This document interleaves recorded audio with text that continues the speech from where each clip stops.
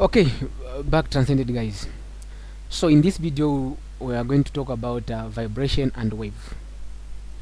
So we know what a wave is, when something is vibrating, we all know those things. Okay, so basically the main focus in this video is what we want to talk about is the periodic motion. Okay, we want to talk about what? Periodic motion. Oh, this is what we want to talk about. Periodic motion. So what we need to understand under periodic motion, we need just to know that periodic motion is the motion that repeats itself. So any motion that repeats itself, that is what we consider it to be what? Periodic motion. Okay, so you can think of any motion which just repeats itself. That is what we call periodic motion. Okay, nothing more about periodic motion.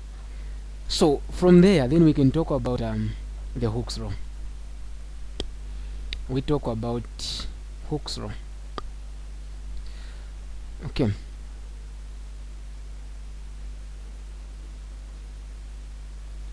we talk about Hooke's law. So we need to understand that Hooke's law states that the restorant force is direct proportion to the displacement. What do we mean? So if you can see the formula for Hooke's law, it is kx, where x is the distance or displacement. Okay, displacement, you can say displacement. So Hooke's law states that the restorant force, this restorant force, is just direct proportion to the displacement or x. Okay, when you increase the distance, meaning the force is going to be increased as well. So what are we saying? So if I increase, or let's say I increase the distance, this guy has to increase as well.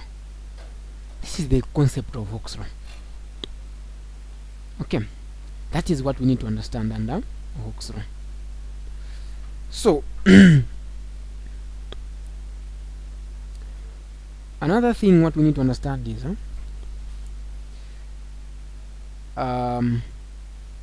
when you have a spring,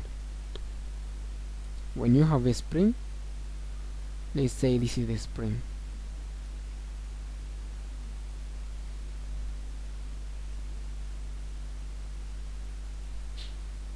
Then I'm going to have my mass here, or any object there. Now guys, what we need to understand, we need to understand some certain concept. What do we need to understand? Okay, so if I have my spring there, then I'm stretching that spring. Now this dotted line which I have included here, it is the equilibrium position where x is always 0. Okay, so at that point x is always 0 at equilibrium. Now what do we know else? Now when I try to apply the force there, the applied force, I'm going to apply the force there, meaning this spring is going to be moving in this direction. But we need to understand that when you are stretching the spring, there is a force which makes this spring to go back to its equilibrium position. That is what we are saying the restorant force. Okay, so the restoring force is the force that makes an object to go to its original position, or to its equilibrium, to the equilibrium. Now what else do we know apart from that? Okay, so that's why we are saying the formula for restoring force, we are saying it is F is equal to negative kx. The reason why we are including this negative is we are not talking about the applied force, we are talking about the restorant force, or the restoring force. This is the force that makes an object to go back to its original position. Now if you can see, Newton's third law states that for every action there is equal but opposite direction. So if I'm applying this force in this direction, there is another force which is going in this direction but with the same magnitude. So now when a force is a vector quantity, when a vector is going in this direction, it is negative. So that is the reason why we are including the negative there. Okay, what else do we need to understand? We need to understand the K. What do we understand K? This K measures the stiffness of the spring. Okay, so if you have got the high value of K, meaning the spring is stiff. Okay, if the value of K is less, then you have got the loose spring. So basically, K measures the stiffness or loose of the what? The spring. That is what we need to understand. Okay, simple, right? Now, when I stretch this material here, the distance which I'm going to cover, or the distance which is going to cover from the original position to where the spring is, this is what we call the X. Perfect, right? That is my X. That is the displacement I'm talking about. Yeah. Then now, if I, because we have got stretching and compressing, I can also compress this spring. Now, what if I start now compressing this spring? If I have this spring here, I start compressing it, or let me use the same color white. I start compressing it. I have this. Okay, so I have there my mass. Okay, I'm going to have the X is equal to 0 there. Then I'm going to have this distance which I've got which I've covered from here to where it is. This distance is what I'm going to call X. But displacement is also basically what? This X is not necessarily the distance, but the displacement. So it can be negative or positive. When I'm compressing, when I'm stretching it, it's positive. I'm compressing it is what? Negative. Okay, wonderful. What else are we supposed to talk about? So that is Hooke's law. So the moment when we understand that, then we are supposed to understand that. Okay, so what else are we supposed to understand? So let's understand the periodic motion. We go back to periodic motion. We go back to periodic motion. We are still doing the Hooke's law, but we just move a bit. We just move a bit.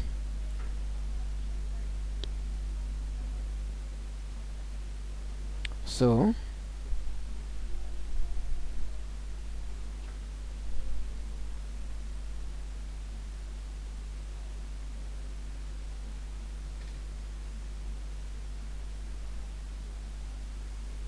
that the concepts under periodic motion.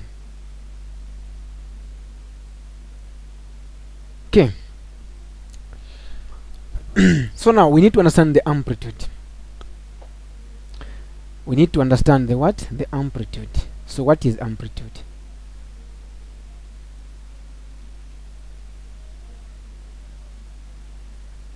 So we need to understand that amplitude is just basically the same distance of an object from its equilibrium position or to where the, or let me say, if we don't have friction, if I have this spring here, so the distance which we are calling it as X, we can say is the same as the amplitude, because just basically the distance.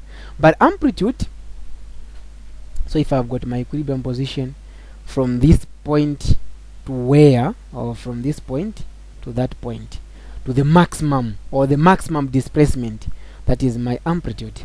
So the amplitude can either be positive or or negative, because if I'm going in this direction, the minimum, if I get the minimum, that is the amplitude, meaning it is going to be negative. The maximum is going to be positive, but it's going to be also the amplitude which we are talking about. What about period? What can you say about period? Okay, what can you say about period? So period is just the time it takes to complete one cycle.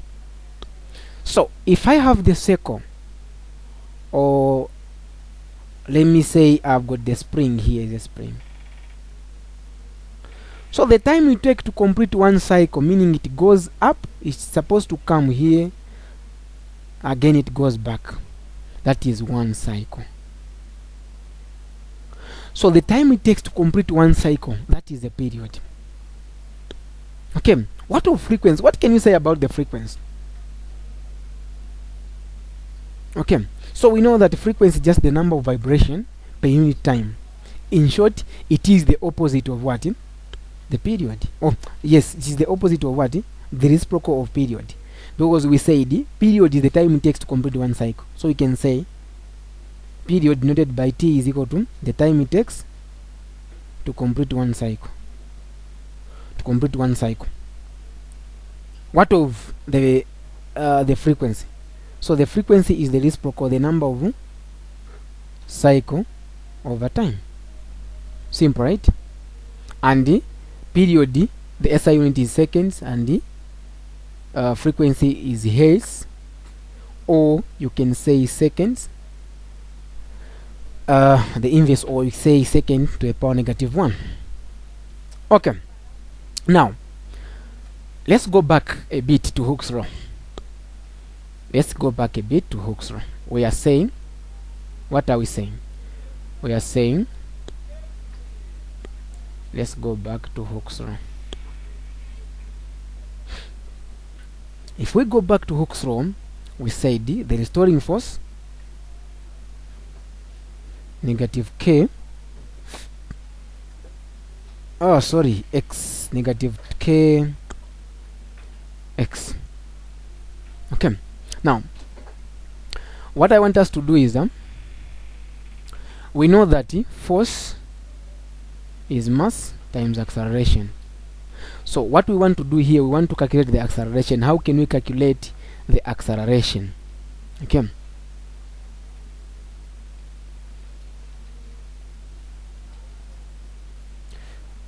so this acceleration is independent of time. We don't have time in this particular case, but we are going to see some other cases whereby we have got the acceleration in terms of time, acceleration with a function of time. We are going to be using another one. Okay, so how can we do that? Okay, so we want to calculate the acceleration. I'm going to replace ma where there is f. So I'm going to say m is equal to negative kx. So I'm going to divide both sides by m, both sides by m, and I'm going to have my a as negative k x over m, meaning that is my acceleration. Okay, but again, if we can remember very well, we said our x in this particular case is what? So this is the same as we are calculating the maximum acceleration, the a max. So we said at maximum acceleration, or sorry, we said at maximum displacement, this displacement is the same as is equal to a, the amplitude. So I'm going to replace where there is x with what? Amplitude. So I'm going to come there. I'm going to say my acceleration is equal to negative k a over m. Okay, meaning this is the formula which we can use to calculate the what? The acceleration. Simple, right? Okay, so now let's do one example. Let's do one example on how we can do this. Let's do one example. We are still doing Hooke's law. Okay, let's do one example. Let's say we have an object attached, or let's say we have got an object which is attached to what? To a spring. So we have this spring, the first spring. So then again we have another one. Now here we attach a force, or let's say we attach an object of 0.55 kgs. Okay, so we're going to attach an object of let me just we attach. We're going to discover that we're going to have something like that. So this mass is 0.55 kgs. Okay, so now here, as we can see, there is a distance which we have created there, and from that distance we can say from there to there, let's say that distance is 2 centimeters. Okay, so now how can we find, or maybe how can we find the what, the spring constant? Upon having the distance, how can we calculate the spring constant? Okay, so if we can remember very well, we said our force, the restoring force, is equal to, but in this case we are going to ignore the negative. Why are we going to ignore the negative? Anyway, we are going to ignore the negative. Or if you don't want to ignore the negative, let's just include the negative. So it is going to be negative kx. Okay, but we know that force, since we are dealing with the time, we are dealing with the mass, is going to be mg, because the only force which was acting in that object or in that spring is the force of what? The force of gravity, which is mg. So I'm going to come there, I'm going to write mg, negative kx. Again, let's remember, the distance is supposed to be in meters, but this one which we have there, it is in centimeters, so we are supposed to change that one. So by changing that one, I'm supposed to divide by 100. So 2 by 100, I'm going to get 0.02. Okay, meaning this guy here I'm going to use 0.02 meters. Therefore my mass is 0.55 times 9.8. I put them in brackets, negative k, my distance is 0.02. I cross there. Let's understand something. Let's come back. We know that when something is going down, in short, it is coming to rest. Therefore, I'm supposed to include negative where I'm supposed to say negative mg. Okay, that's why I said if I want, I'm not going to include negative here, because I want to find k as an absolute value, so I'm going to put negative there. Okay, there we go. So we say 0.55 times 9.8. So what I'll have there is I'm going to have negative 5.39. Then there I'm going to have negative k, open brackets, 0.02. So I'm going to divide both sides by negative 0.02, negative 0.02. Therefore I'm going to have my k is equal to, so I'm going to have 5.39 divided by 0.02. Okay, so my k there is 269. Okay, so my k is 269.5 Newton meter. That is the value of k. Wonderful. What if we want to find the maximum acceleration? How can we do that? Okay, so here we go. If I want to find the maximum acceleration, how do I do it? Now let me put some other concept there. We have calculated the value of k. Now what if we say the same values which we had, then we just add to say if the object is raised from rest to x is equal to 0.1 meters. Okay, so meaning we have increased the what? The distance. Okay, we have increased the distance. We want to find the acceleration. How can we do that? Okay, so now how can we do that? Let me just erase this, but we should remember the value of k which we have calculated. Let's not forget the value of k. Let's not forget the value of k. let's review. We have said our K is 269.5 Newton per meter. This is our value of K. Now what if we have our X now, it has been released the maximum at the acceleration. Find the acceleration if we have X is equal to, now we have changed the X to 0.00. Let me just put 0.5.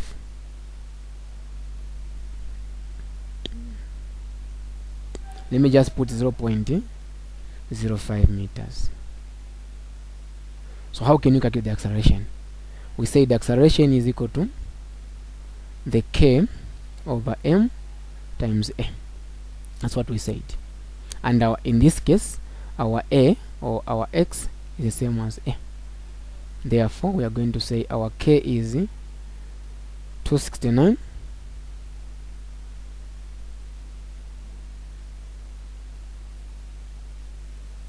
Okay, if I want, I can use 269. But let me just leave the...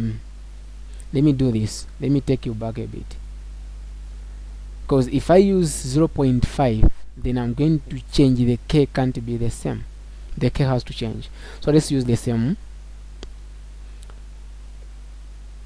K over M times A.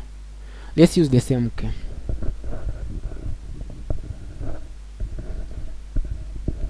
Let's use the same K. 269 over my 0.55 kgs, this is Newton per meter, times the amplitude. Now I want to take you back.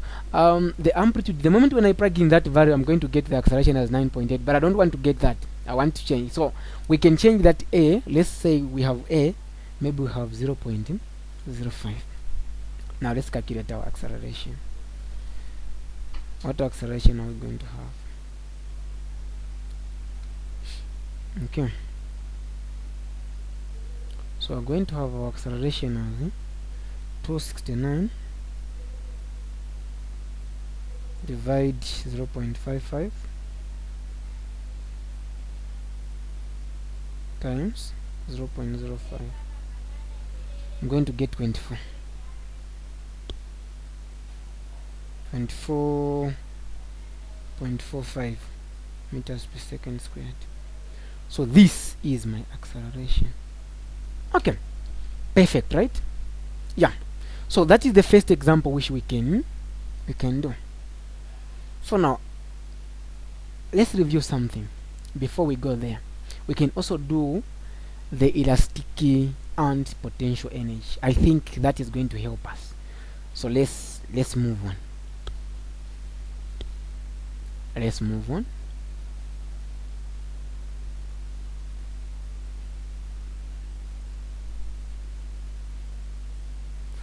Let's move on. So we want to do the elastic and potential energy. So there we go.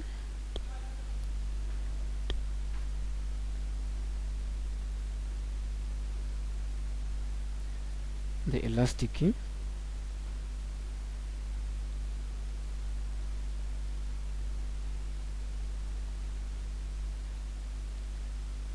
and potential energy. Okay, so we do that.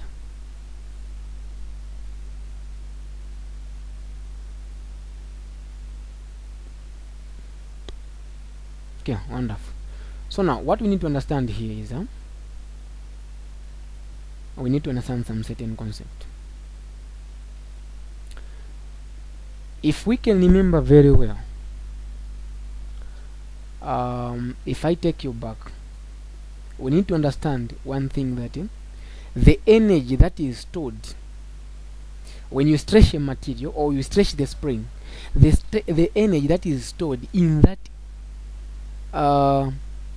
spring, or you can even compress it, because when you are stretching or compressing it, there is an energy, or there is energy which is being stored in that spring.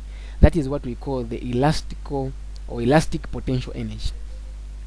Okay, so in short, the elastic and potential energy, we are talking about when you are stretching the material, or you are stretching the spring or compressing it, the energy that is stored in that spring, that is elastic potential energy. Okay, so elastic potential energy is given by this formula, is given by half k, let me not use a, is given by half kx squared, but we'll talk about that later, how it comes about. Okay, so now this elastic potential energy is the same as the work done, the same as the work done by the spring. Okay, so if I can take you back to work, we said work is force times distance, but when we're dealing with the when we are dealing with the spring, we are saying the distance is the same as we are saying the distance is the same as what? We are saying the distance is the same as x, meaning here I can replace d with x, then I'm going to come there, I say work is equal to force times x. Perfect, right? Yes. So now, upon knowing that, then I can say I can do this. If my work is equal to force times x, then now if I go to calculus, I'm going to take the integral here. I'm going to take the integral this side. So when I take the integral there, if you know calculus, meaning the moment when I take the integral there, something is going to change. If I take the integral here, then this x, I'm going to take the integral in terms of x. X is going to change to dx, meaning where there is x, I'm going to replace with dx. So my work is going to be equal to my integral of f dx. But again, the resultant force is equal to kx. I'm going to replace this kx where there is force. Then I'm going to have my work is equal to the integral of kx dx. So I want to integrate that function in terms of x. Then I'll come here, I'll say, we know that if I take you back to the integration, if I want to say what is the integral of 2x, the integral of 2x is going to be 2x squared over 2, which is just x squared. Okay, so in short, the power increases by 1 to that function which you are integrating with, then you are supposed to divide by the same guy.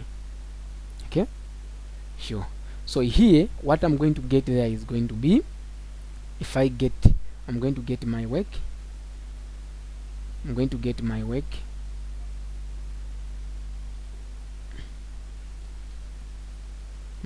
to be kx, x is going to be increased by 2 over 2. Okay, so that is the same again as work is equal to half kx squared. It's the same, right? Yeah. So we are saying the elastic potential energy is the same as the work done by the spring, meaning therefore the elastic potential energy is half kx squared. This is where the formula came from. Simple, right? Wonderful. Now, if I can take you back to conservation of energy, so even here we can use the conservation of energy. How do we do that? Okay, let's review something. The conservation of energy, we know that the total energy which is being stored in the spring, we are going to call it as the mechanical energy. Okay, so the conservation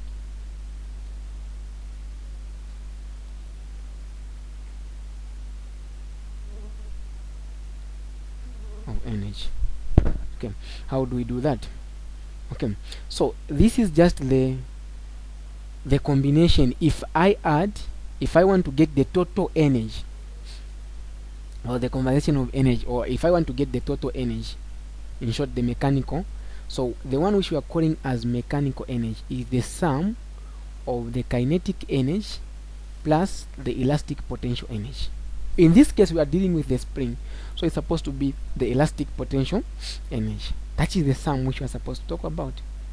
Okay, yeah. So again, what you are supposed to understand is this: we are talking about the conservation of energy. We can talk of the total energy which we have. We are going to have the kinetic energy, we are going to have the elastic potential energy, and the gravitational potential energy.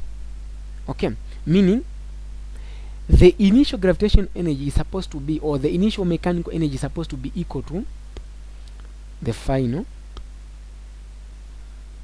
is supposed to be the final, this one. Okay, so what else can we review? We can also say that since we have three guys, we have, so I'm going to put them in brackets, we have what we call the kinetic energy plus the potential energy, now the gravitational potential energy plus the elastic potential energy. The initial one has to be equal to the kinetic energy plus the gravitational potential energy plus the elastic potential energy. Now the final one. Okay, now let's forget about this a bit. I want us to concentrate on this guy here, because here we don't have gravitational potential energy. We are going to be dealing with the elastic potential energy. So let's not focus on the equation which is down there. Let's focus on the equation which is on top only. Let's focus on that. Okay, so how can we do that? Let me just erase everything. So the first point which we need to consider there is this. We are saying we are only considering two things. So we have the mechanical energy, as the initial has to be equal to, or let me just say the mechanical energy. So the mechanical energy, guys, in this case we are supposed to say has to be equal to the kinetic energy plus the elastic potential energy. Okay, so the kinetic energy basically doesn't change. So we know that the elastic potential energy is half kx squared. The kinetic energy is half mv squared. Simple, right? I come here. Okay, so the total energy, meaning we are talking about the maximum energy, meaning the mechanical energy is the same as half k a squared. Why am I putting a instead of x? Because we're talking about the maximum, the amplitude, in short. Okay, perfect. So I'm going to replace this, everything what I have there here. So the mechanical energy, I'm going to replace it with what? Half.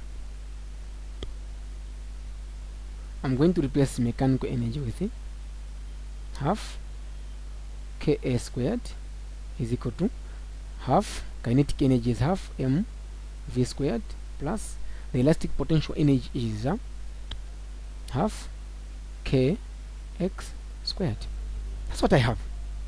Okay, now if I want to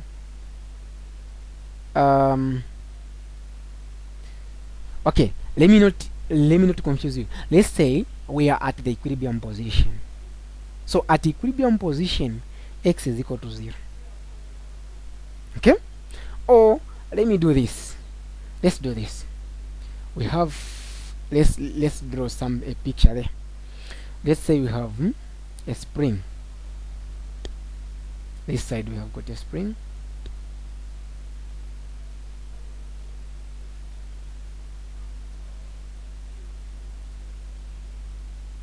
Okay, so that is our spring.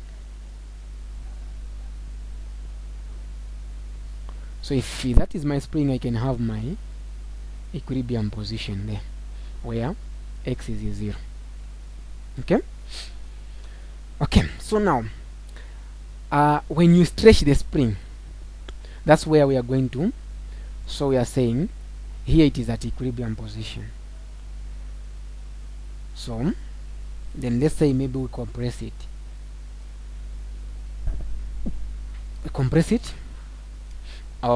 Yes, let's say we compress the spring. So if I compress the spring, I'm going to have my maximum acceleration there, because that's where I have my amplitude. Even here I'll have my maximum acceleration. Wonderful, right? Now what we need to understand is this: at equilibrium, from this equation which we have here, this is the equation which we have. At equilibrium we are saying x is 0. So if my x is 0, I don't expect to have my potential energy, because my x is going to be cancelled. Okay, so now at equilibrium, let's now review. We are saying when x is 0, what will happen? This guy is going to be cancelled because I don't have x. Okay, so now what I'll have, this is what I'm going to have. I'm going to have my half ka squared is equal to half mv squared. This is what I'll have, since I don't have that guy. So this guy is going to be cancelled because of 0. Now we are talking about at equilibrium position. We are talking about equilibrium position. So at equilibrium position, I don't expect to have my elastic potential energy because I don't have x. My x is 0. In short, it's not moving, so I don't have x. Now if I don't want to, if I want to calculate the velocity, in that case I can do this. So here, meaning I'm going to calculate it. The moment when the x is 0, what I'll have is the maximum velocity. Okay, so this is what I want to do. I'm going to do times 2 everywhere so that I get rid of half. So if I do that, then I'm going to have my k, then I'll have this, meaning I've removed the half. Now I want to find v. I'm going to divide both sides by m. I'm going to divide both sides by m, so we can do it to the other side. Continue it from there. So what are we getting? We are going to get our v squared is equal to ka squared over m. What else? I want to get k, therefore I'm going to get the square root. So I'm going to have plus or minus the square root of ka squared over m. What else do I know? I can remove this.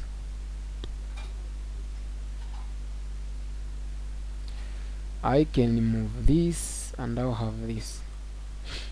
If I have my k squared, the whole this is in the square root m. What do I do next? Okay, so it just depends. So if the velocity is positive or minus, I can get rid of this a squared, because if I say the square root of x is the same as x, I put it outside. It's the same thing. There's no different. So I'm going to have inside there, I'm going to have only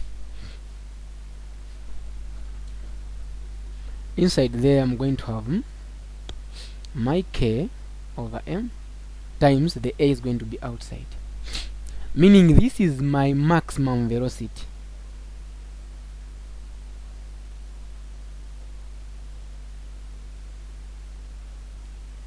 Times m.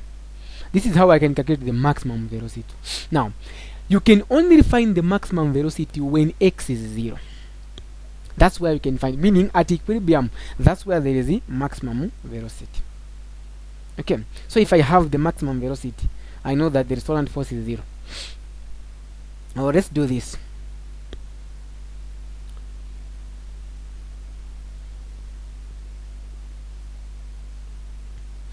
We want to explain something here, the very important concept.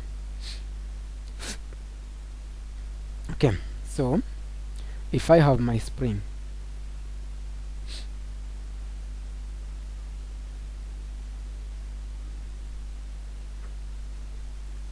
my drawing is not accurate here, it's just some errors. Okay, so let's say we have got a mass there. So if this point, at that point it is being compressed, then at that point I have my maximum, or x is equal to 0 at equilibrium. So we can start with the equilibrium position. Okay, so if we can recall, we said our formula is going to be, or I can write it down there so that at least we should be getting, we said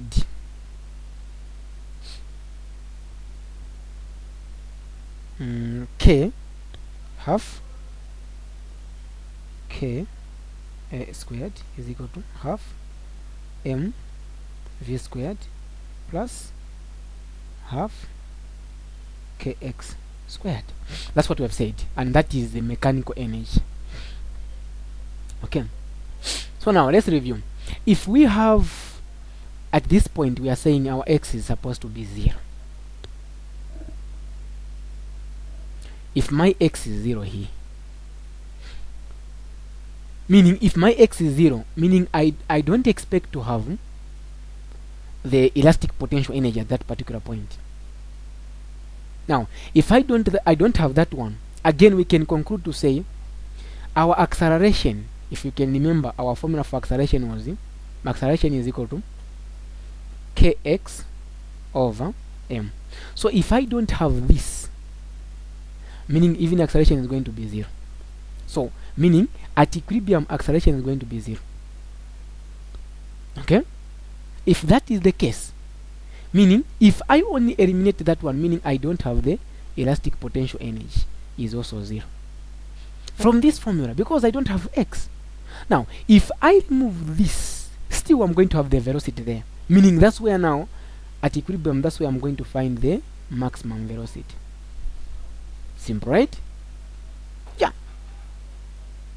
Again, if I find that, because I have the maximum velocity, because the kinetic energy is equal to half mv squared.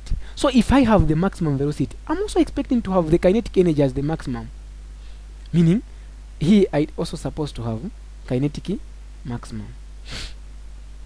Again, at the same point we can say the mechanical energy is the same as the kinetic energy. These are the concepts we are supposed to do. What if we stretch that, or we stretch that key, it reaches at the maximum height? We know that we have the amplitude, or the x, the value of x. We know that when we stretch it, we are going to have the acceleration. That object is going to start moving now. Okay, start moving. So when you start moving, we expect to have the maximum acceleration. Let me use the different color.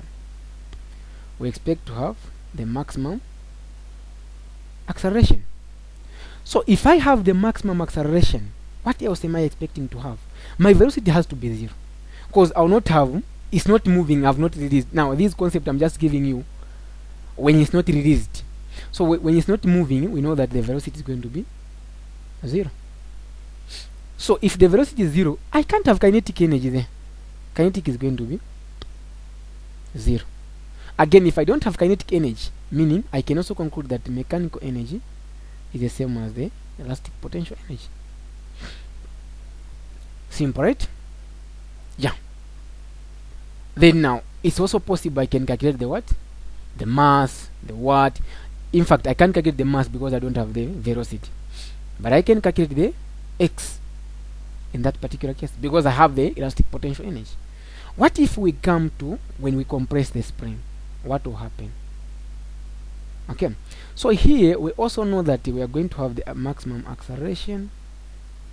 So what will happen here at this point is the same as what will happen at that point, because we have everything there is the same thing. Okay, so we are going to have, again, that's where we are going to have the potential energy as here again, the maximum. So we are going to have the same thing, and we are going to have the velocity as 0. We are going to have the kinetic energy as 0. Mechanical energy is equal to kinetic energy. Yeah, so when we know this concept, this is where now we are going to get the concept, because we know that if we have this at equilibrium, we have this guy, the maximum velocity, then we know that this one is going to be cancelled out when we come to drive the formulas. Okay, so now the maximum, that's how we can calculate the maximum acceleration, or the maximum velocity. So the maximum velocity is given by, we have derived from this formula. Okay, so let's just review. We have said Ka squared, or half, is equal to half mv squared plus half kx squared. We don't have x at equilibrium, therefore this one is going to be cancelled out. I'm going to have Ka squared half is equal to half mv squared. I'm going to do times 2 everywhere, and what am I going to get? If I do times 2, I'm going to remove the half, therefore I'm going to have a half, or I'm going to have this over m both side over m both side. I'm going to have v squared is equal to k a squared over m. I take the square root both sides. I'm going to have this k over m times a. So this is the formula for calculating the maximum height. That's how we can get that formula. Okay, perfect. Now we go to the next part. Now how can we go to the next part? Okay, so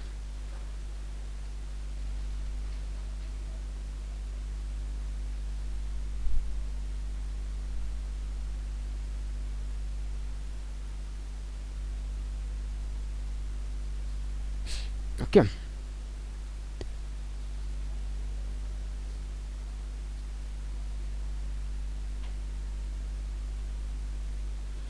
so the next part is how can we calculate the velocity? Since we said at x we don't have x, what if we have x? How can we calculate the velocity? Meaning that is the velocity at any point, or the function of time, because the time is going to be there. Velocity at any point. So we can calculate the velocity at any point using the same conservation of energy which we had, to say mechanical energy is equal to, say the mechanical energy is equal to the kinetic energy plus the elastic potential energy. And we say this guy is half Ka squared is equal to half mv squared plus half kx squared. Now what do I do? Because at this particular moment, at any point, meaning you are not referring to x is equal to 0, it can be x is equal to something else. Okay, then I'm supposed to remove, I want to calculate the velocity, I'm supposed to remove the half. I'm going to do times 2 everywhere. So if I do times 2, what am I getting? I'm getting Ka squared is equal to mv squared plus kx squared. Okay, I want to find the velocity. I'll move this part to the other side. Okay, that's what I'll do. What if then I'll have Ka squared minus kx squared is equal to mv squared. That's what I'll have. Okay, then now after having that, what else do I have? Okay, so if I can check here, I have k common. I can factor out k. I can have my k, open brackets, a squared minus x squared cross is equal to mv squared. So I'll divide both sides by what? By m. Divide both sides by m. And then I'll have my I can light it to the other side. I can light it from here. I have my k, open brackets, a squared minus x squared cross over m is equal to v squared. What else do I need to do? I can do something else. If I want, it's the same thing here. If I want, it's the same thing here. If I want, I can take it in this way.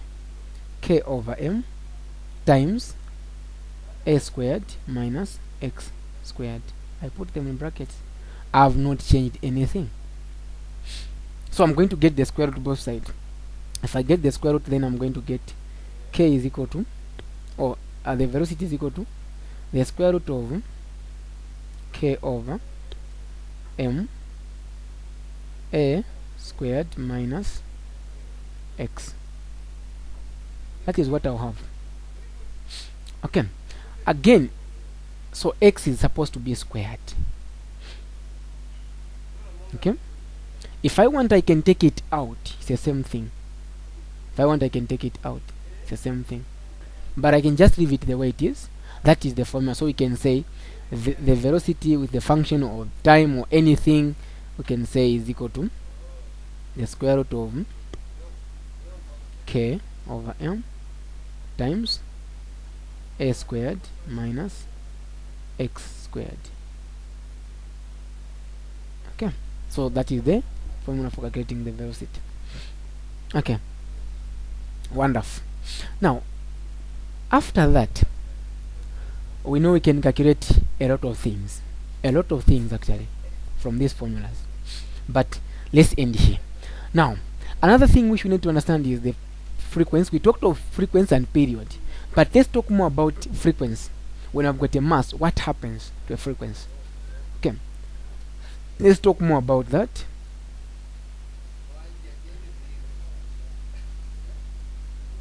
Let's talk more about frequency.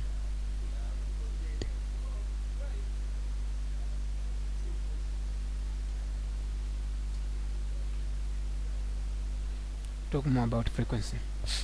So we talk more about frequency and period, or the mass spring oscillation. So if I have a spring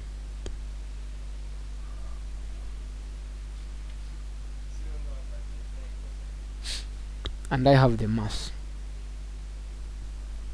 okay, I have the equilibrium position. Okay, we say that equilibrium position x is 0. So we are going to have the distance at that particular point when it's going there, or if we can be confused there, we can start from down. If it goes there, we are going to have x, again it goes back, another x, it goes there, another x. What do we have? Let's count. We have 4x, right? Yes. So now if we have that, then we are saying the period is the time it takes to complete one cycle. When it goes there, again it comes back to normal. That is one cycle. Okay, so it goes there, it comes back. That is one cycle. Now what are we saying? If that is one cycle, meaning we can say the period is the time it takes to complete one cycle.